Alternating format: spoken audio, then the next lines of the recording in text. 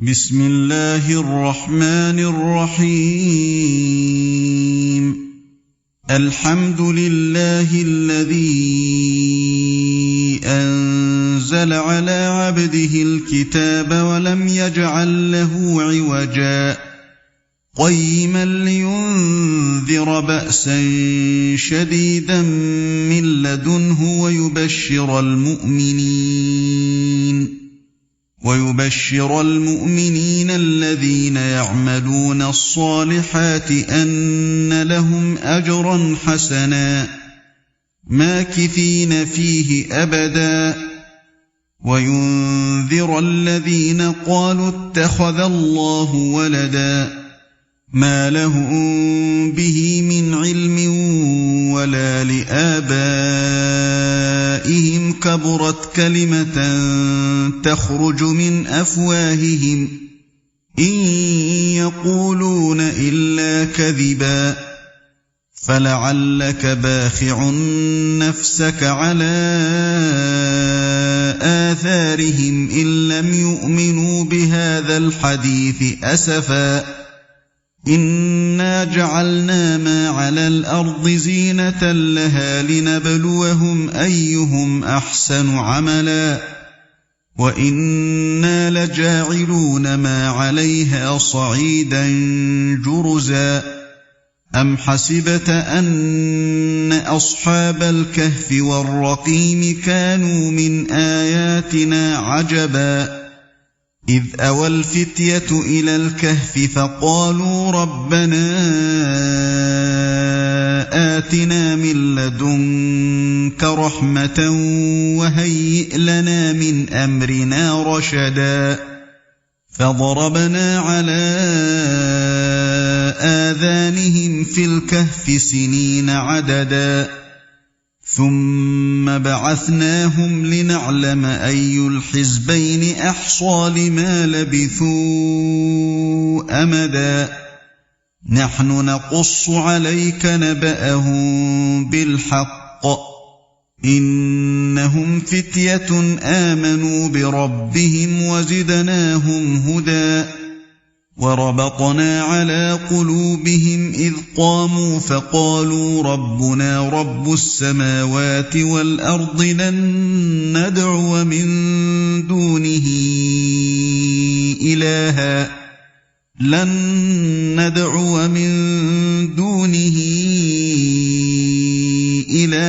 لقد قلنا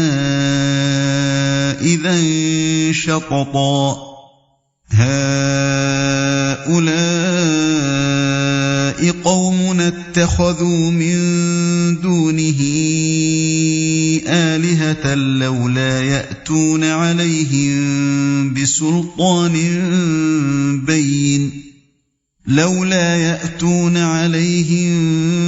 بسلطان بين فمن أظلم ممن افترى على الله كذبا وإذ اعتزلتموهم وما يعبدون إلا الله فأووا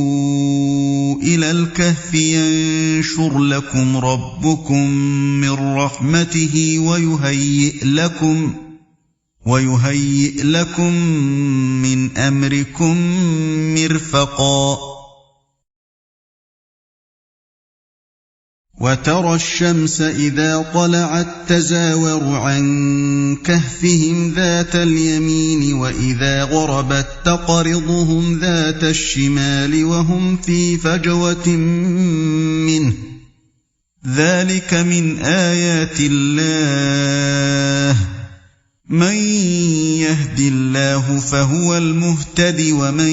يضلل فلن تجد له وليا مرشدا وتحسبهم أيقاظا وهم رقود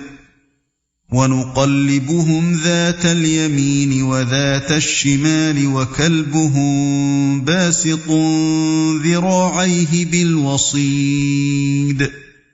لو اطلعت عليهم لوليت منهم فرارا ولملئت منهم رعبا وكذلك بعثناهم ليتساءلوا فاسألوا بينهم قال قائل منهم كم لبثتم قالوا لبثنا يوما أو بعض يوم قالوا ربكم أعلم بما لبثتم فابعثوا أحدكم بورقكم هذه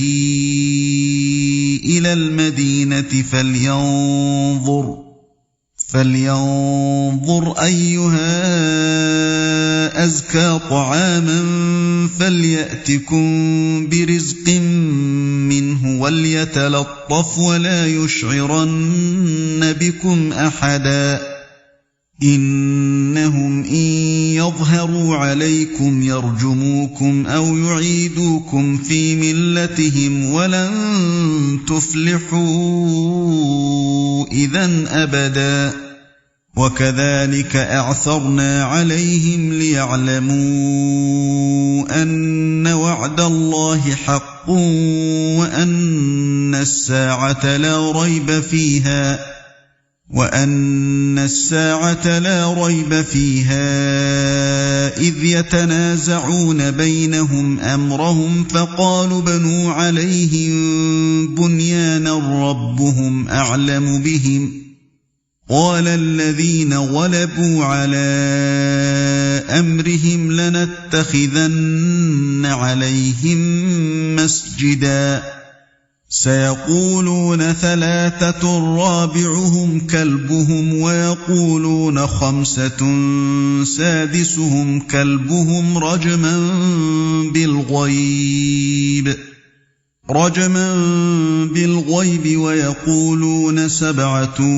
وثامنهم كلبهم قل ربي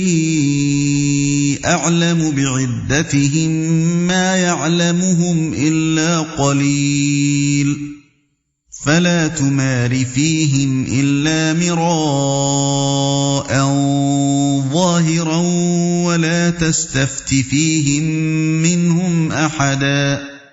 ولا تقولن لشيء إني فاعل ذلك غدا إلا أن يشاء الله واذكر ربك إذا نسيت وقل عسى أن يهديني ربي لأقرب من هذا رشدا ولبثوا في كهفهم 300 سنين وازدادوا 9 قل الله أعلم بما لبثوا له غيب السماوات والأرض أبصر به وأسمع ما لهم من دونه من ولي ولا يشرك في حكمه أحدا واتل ما أوحي إليك من كتاب ربك لا مبدل لكلماته ولن تجد من دونه ملتحدا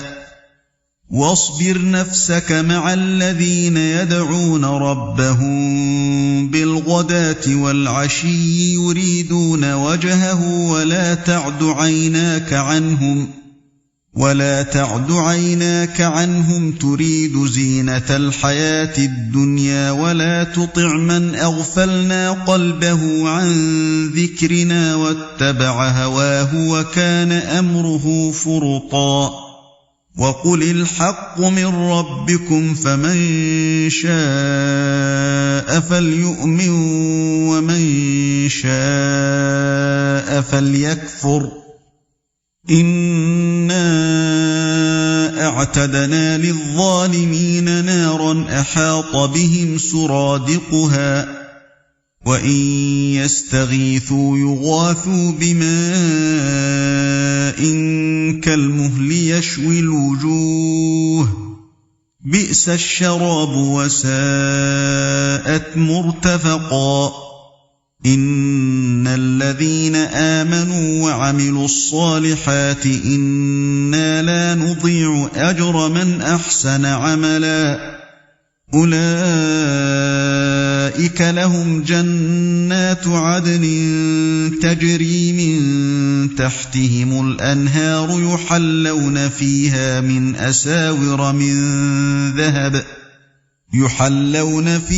من أساور من ذهب ويلبسون ثيابا خضرا من سندس وإستبرق متكئين فيها على الأرائك نعم الثواب وحسنت مرتفقا واضرب لهم مثلا الرجلين جعلنا لأحدهما جنتين من أعناب وحففناهما بنخل وجعلنا بينهما زرعا كلتا الجنتين آتت أكلها ولم تظلم منه شيئا وفجرنا خلالهما نهرا وكان له ثمر فقال لصاحبه وهو يحاوره أنا أكثر منك مالا وأعز نفرا ودخل جنته وهو ظالم لنفسه قال ما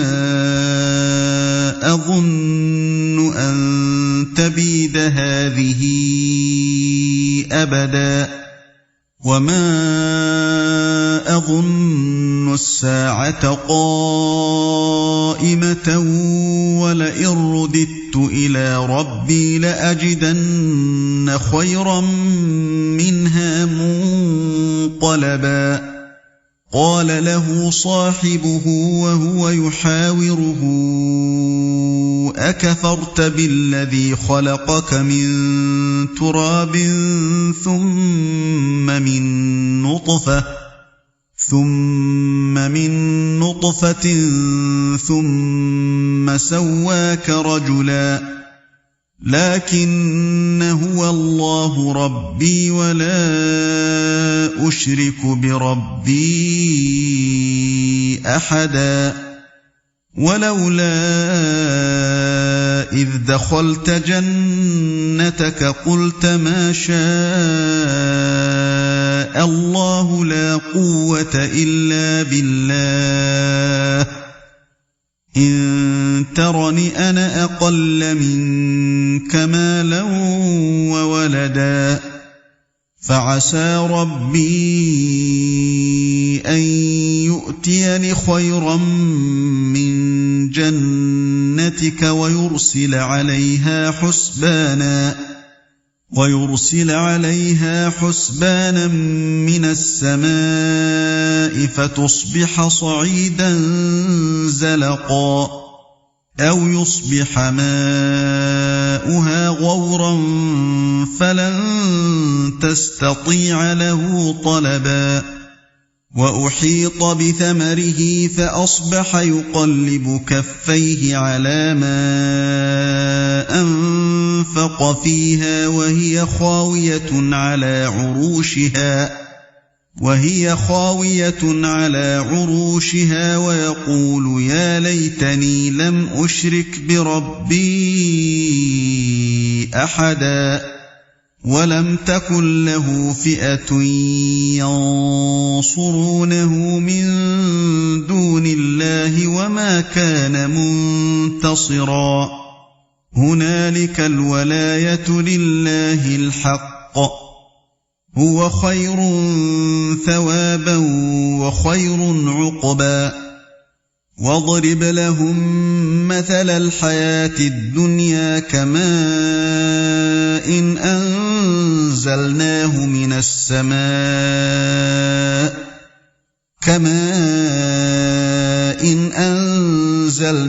من السماء فاختلط به نبات الأرض فأصبح هشيما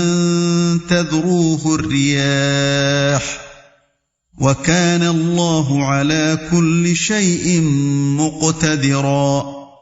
المال والبنون زينة الحياة الدنيا والباقيات الصالحات خير عند ربك ثوابا وخير أملا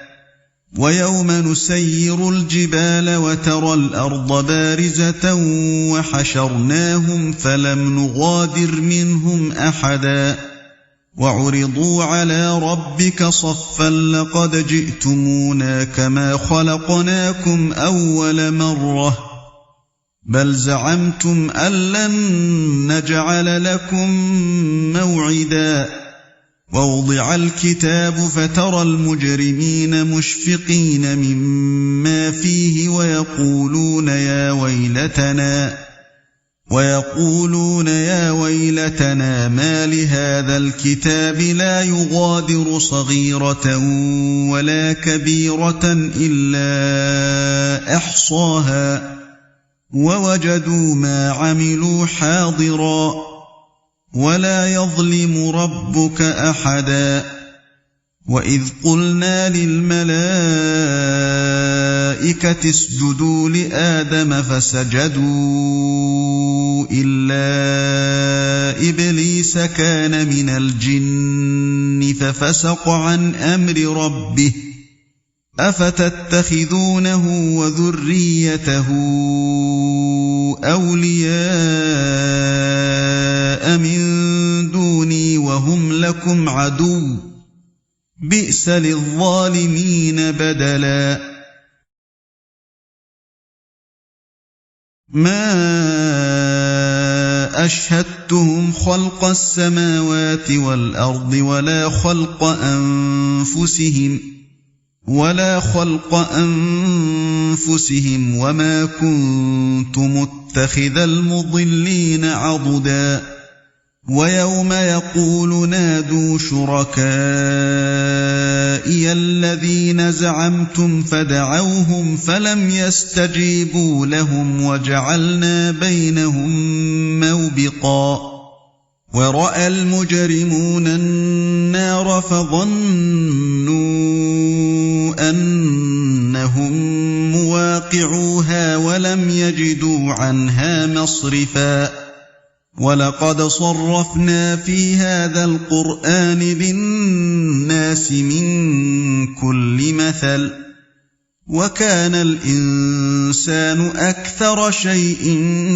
جدلا وما منع الناس أن يؤمنوا إذ جاءهم الهدى ويستغفروا ربهم إلا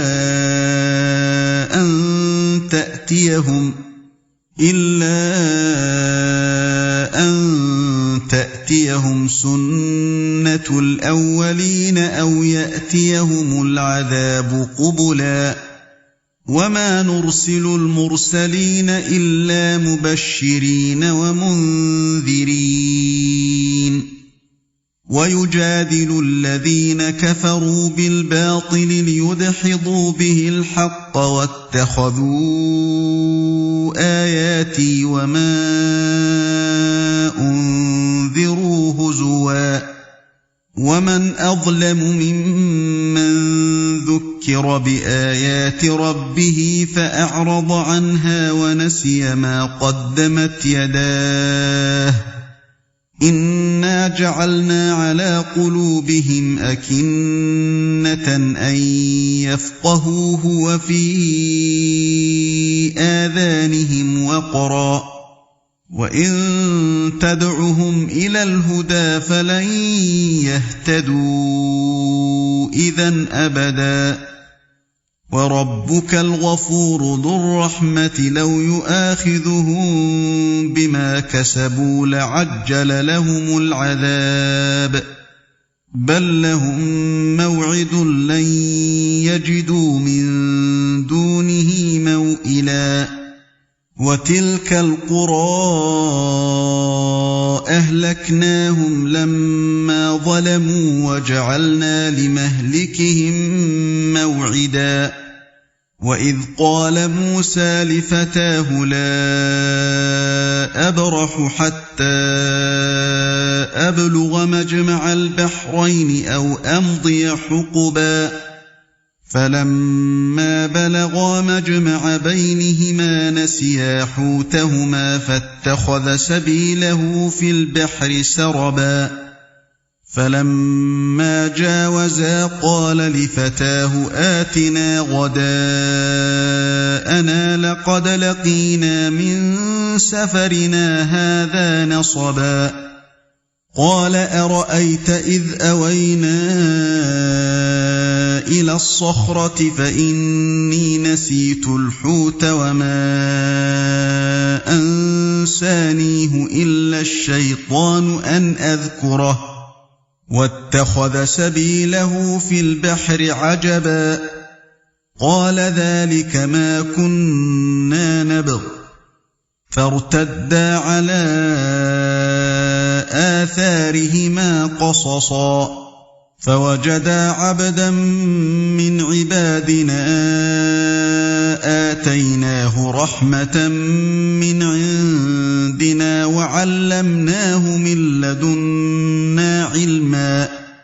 قال له موسى هل أتبعك على أن تعلمني مما علمت رشدا قال إنك لن تستطيع معي صبرا وكيف تصبر على ما لم تحط به خبرا قال ستجدني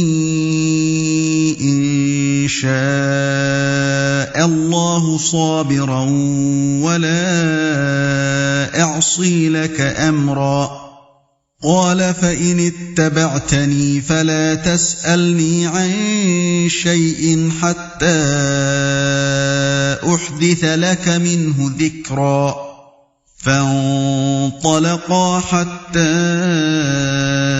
إذا ركبا في السفينة خرقها قال أخرقتها لتغرق أهلها لقد جئت شيئا إمرا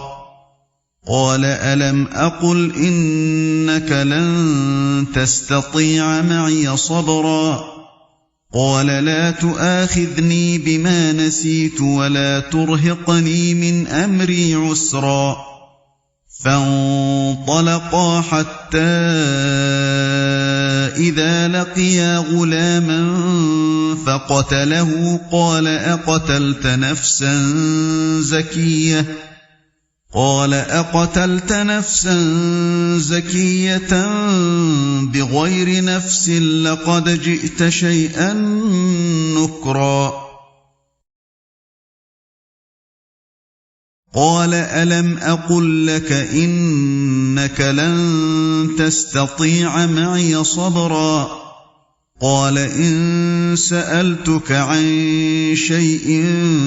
بعدها فلا تصاحبني قد بلغت من لدني عذرا فانطلقا حتى إذا أتيا أهل قرية استطعما أهلها فأبوا أن يضيفوهما فوجدا فيها جدارا يريد أن ينقض فأقامه قال لو شئت لاتخذت عليه أجرا قال هذا فراق بيني وبينك سأنبئك بتأويل ما لم تستطع عليه صبرا أما السفينة فكانت لمساكين يعملون في البحر فأردت أن أعيبها وكان وراءهم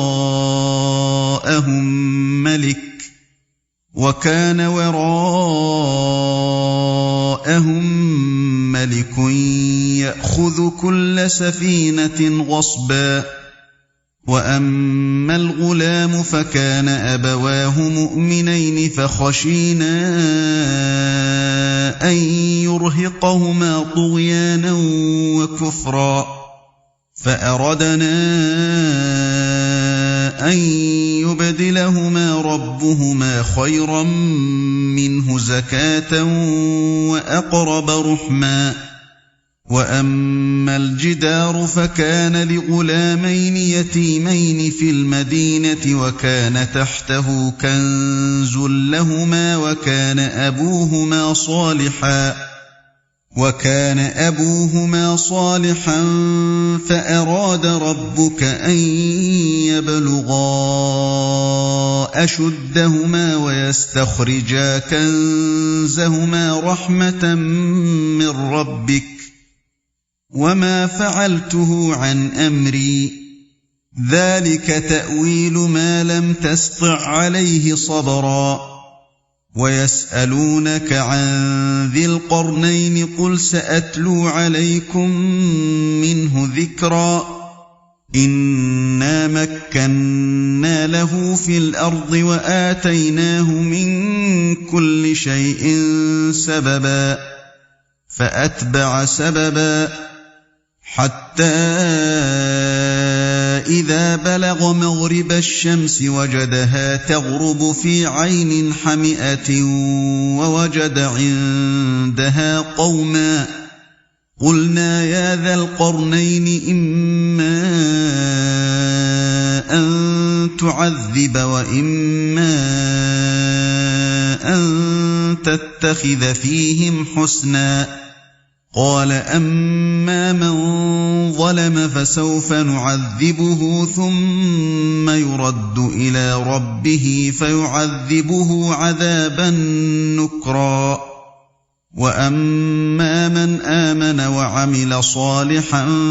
فله جزاء الحسنى وسنقول له من أمرنا يسرا. ثم أتبع سببا حتى إذا بلغ مطلع الشمس وجدها تطلع على قوم لم نجعل لهم من دونها سترا. كذلك وقد أحطنا بما لديه خبرا. ثم أتبع سببا حتى إذا بلغ بين السدين وجد من دونهما قوما لا يكادون يفقهون قولا. قالوا يا ذا القرنين إن يأجوج ومأجوج مفسدون في الأرض فهل نجعل لك خرجا على أن تجعل بيننا وبينهم سدا. قال ما مكني فيه ربي خير فأعينوني بقوة أجعل بينكم وبينهم ردما. آتوني زبر الحديد حتى إذا ساوى بين الصدفين قال انفخوا حتى إذا جعله